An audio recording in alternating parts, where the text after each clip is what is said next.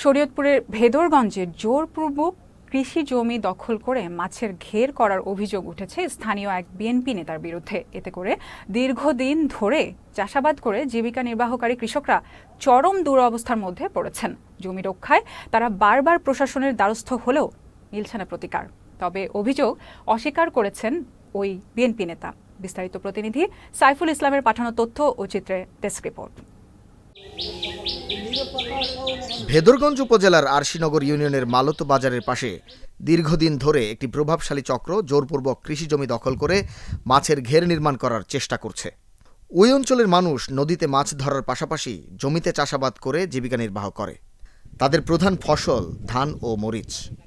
৬০ acre জমিতে অন্তত ৫০ জন কৃষক পরিবার মরিচ, পাট, সয়াবিন ও আউশ ধান চাষ করেন।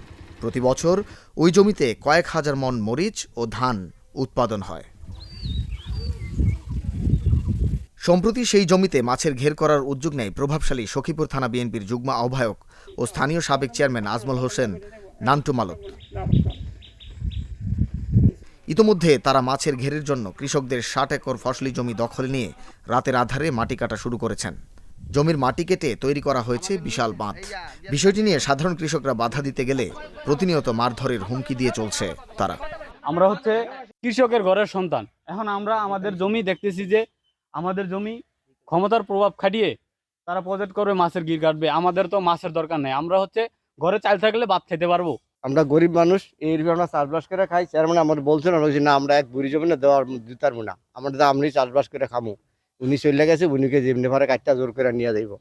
গরিব মানুষ আমরা চাষবাস করে খাই, একটু ফসল করে মরবো, ছাগল মরবো, মানুষ মরবো বাতে। স্যার আপনার কাছে আমরা একটু কম আছে, একটু জমিন আমরা ওখানে চাষাবাস করে খাইতে চাই, চাষ করে খাইতে চাই গৃষ্টি মিষ্টি করিয়া। মানে যদি আমগত জোর নিতে চাই আমরা কি ধরে বাঁচমু। এই জায়গা জমি লয়ে গেলে বাজান আমরা না খায় মরবো। অবস্থাটা মনে করেন বাজান পুরো খারাপ। আমাকে এই জায়গা জমি গৃষ্টি করে খায় বাঁচি। আমাদের এই যে এই মাথা থেকে ওই মাথা পর্যন্ত আমাকে জমি, আর এটা দীর্ঘদিন কৃষি আবাদ হয়। এখানে ৫,০০০ মানুষের বছরের ৫,০০০ মানুষের খাবার আছে। উনি বিএনপির সাবেক চেয়ারম্যান, ঠিক আছে। এখন কোনো চেয়ারম্যান উনি নাই।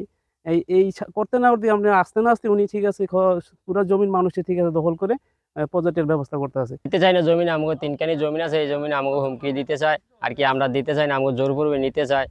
এদিকে এই অভিযোগ অস্বীকার করেছেন বিএনপি নেতা আজমল হোসেন নান্টু মালত। এই জমি তার পূর্বপুরুষের বলেও দাবি তার।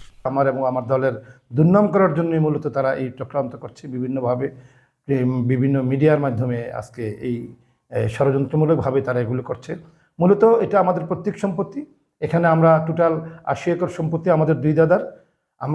তাই মালত পরিবারের কেউ আমরা ওখানে জমি চাষ করি না।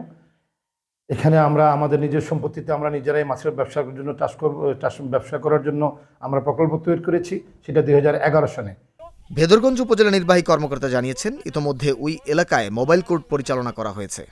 কৃষি জমি রক্ষা আইন অনুযায়ী কেউ অবৈধভাবে ঘের করলে তার বিরুদ্ধে ব্যবস্থা নেওয়া হবে বলেও জানিয়েছেন তারা। সুনির্দিষ্ট অভিযোগের প্রেক্ষিতে সেখানে মোবাইল কোর্ট পরিচালনা করা হয়েছে এবং অপরাধ পেয়েছে আমাদের এক্সিকিউটিভ ম্যাজিস্ট্রেট। তাৎক্ষণিকভাবে ১ লক্ষ টাকা জরিমানা করা হয়েছে এবং মাটি কাটার কাজে নিয়োজিত ভেকু মেশিন জব্দ করা হয়েছে এবং একই সাথে সেখানে যে ফসলি জমি নষ্ট করার যে সমস্ত কার্যক্রম চলছিল সেগুলো বন্ধ করা হয়েছে। আমরা উপজেলা প্রশাসন কৃষি জমি রক্ষার জন্য সদা সচেষ্ট আছি। আমাদের বিজ্ঞ জেলা ম্যাজিস্ট্রেটও বিষয়টায় অবগত আছেন। ভুক্তভোগী কৃষকদের অভিযোগ ওই বিএনপি নেতা প্রভাব খাটিয়ে তাদের ফসলি জমিতে জোর করে ঘের তৈরি করছেন। এতে করে কৃষকদের কৃষিকাজ বাধাগ্রস্ত হচ্ছে। অনেক জমিতে ফসল রোপণ অসম্ভব হয়ে পড়েছে। Channel S news desk.